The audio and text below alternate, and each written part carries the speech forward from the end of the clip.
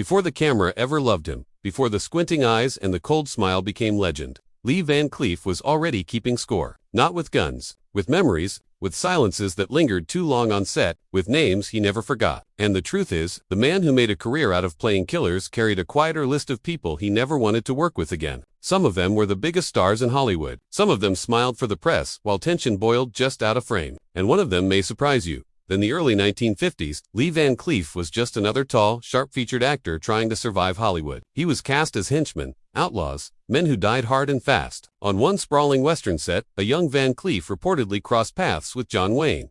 Wayne was already a monument. Van Cleef was invisible. Crew members later recalled Wayne barely acknowledging him, brushing past him like a piece of furniture. It wasn't a screaming match, it was worse. It was indifference. Years later, when Van Cleef had become an icon in his own right, he never spoke warmly about Wayne. Was it hatred, or was it the sting of being dismissed when it mattered most? And if respect had been shown that day, would history feel different? Then there was the rivalry that simmered beneath professionalism. Charles Bronson, two men with faces carved from stone, two outsiders who fought their way to stardom. They shared the screen in the European Western boom, and by many accounts, they shared something else competent. Producers loved pitting them against each other, comparing box office pull, counting who drew the bigger crowd. Insiders whispered that Van Cleef hated being measured, hated the unspoken suggestion that Bronson was the bigger tough guy. On set, the air was reportedly thick, polite but cold. No shouting, no blows. Just two men refusing to give an inch. Was it hatred, or the fear of being replaced? In Italy, where Van Cleef reinvented himself, another tension brewed. Klaus Kinski was electric, unpredictable, and impossible to ignore. Working with Kinski was like standing next to a live wire. Crew members described days when everyone walked on eggshells. Van Cleef, a disciplined professional, reportedly despised chaos on set. Kinski thrived on it. Their scenes crackled, but off camera, the friction was real. Van Cleef was said to keep his distance, watching Kinski with a mix of irritation and mistrust. When someone burns that brightly, do you admire the flame or do you fear getting burned? Eli Wallach was different, beloved, charismatic.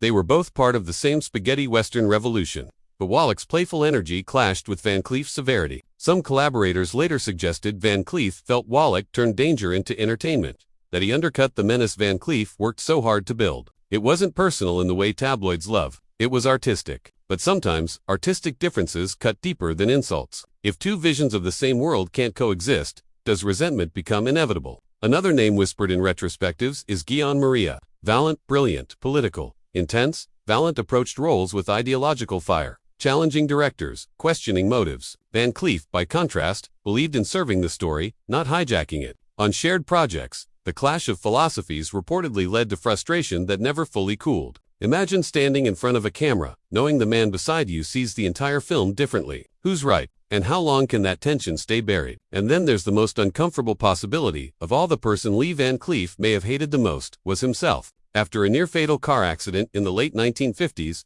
Hollywood stopped calling. Years passed in obscurity. He painted houses. He questioned his worth. When success finally returned in Europe, it came with ghosts of every slight, every dismissal. Those ghosts sat with him on set. They shaped how he saw others, how he interpreted every look, every word. When you've been forgotten once, can you ever fully trust fame again? By the time Lee Van Cleef became a legend, the grudges, real or perceived, had already done their work. They sharpened him, hardened him, made his on-screen villains unforgettable. But they also left questions hanging in the air, long after the cameras stopped rolling. Were these men truly hated, or were they mirrors reflecting old wounds? In an industry built on illusion, where does truth actually live? As the music fades and the dust settles, one thing remains certain. Lee Van Cleef's legacy isn't just written in bullets and stares. It's written in the spaces between people, in the tension you can feel but never fully prove. And maybe that's the real mystery. How many legends are born not from love but from the quiet fire of unresolved resentment?